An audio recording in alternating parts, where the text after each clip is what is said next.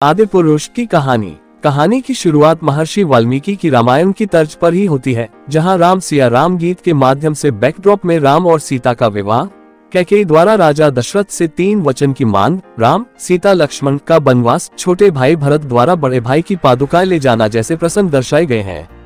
राघव प्रभास अपनी पत्नी जानकी, कृति सेनन और श्रेष्ठ सनी सिंह के साथ पिता के दिए गए वचनों का पालन करने के लिए वनवास काट रहे हैं। उधर लंका में रावण की बहन अपनी कटी हुई नाक लेकर भाई लंकापति रावण सैफ अली खान के पास जाकर विलाप करती है। वह भाई को प्रतिशोध के लिए ब्रह्मांड की सर्वाधिक सुंदरी जानकी को अपहृत कर लाने के उकसाती है। जंगल में जानकी को एक स्वर्ण मृग दिखाई देता है, जिसे पाने के लिए वह लालायित है। जानकी की इच्छा को पूरा करने के लिए राघव स्वर्ण मृग के पीछे दौड़ते हैं, इस बात से अनजान कि वह महज रावण का एक छलावा है।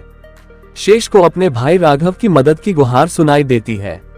वह जानकी को लक्ष्मण रेखा पार न करने की हिदायत देकर राघव की सहायता के लिए निकल पड़ता है और इधर रावण भिक्षा लेने के बहाने साधु का वेश धारण करके सीता को हर ले जाता है। बस उसके बाद राघव द्वारा सुग्रीव और हनुमान की मदद से लंकेश का संहार ही कहानी का क्लाइमैक्स है।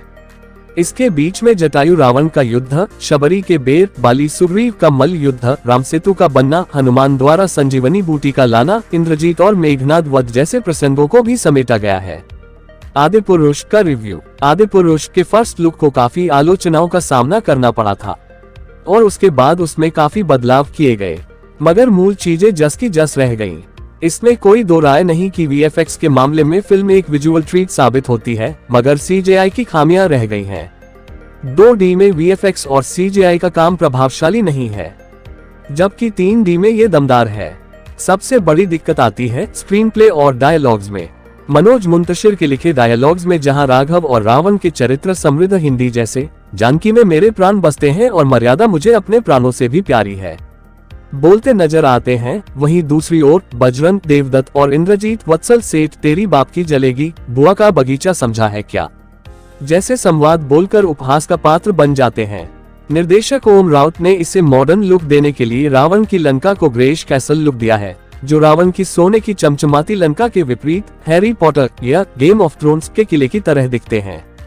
फिल्म का 3 घंटे का रन टाइम तब और खलने लगता है जब सेकंड हाफ में कहानी सिर्फ वीएफएक्स से सजे राम रावण के युद्ध में सिमटकर रह जाती है। हालांकि इंटरवल से पहले कहानी विजुअल इफेक्ट्स के साथ अच्छी लगती है। डायरेक्टर ने अहिल्या, मेघनाद वध जैसे रामायण के कई प्रसंगों को छोड़ दिया है।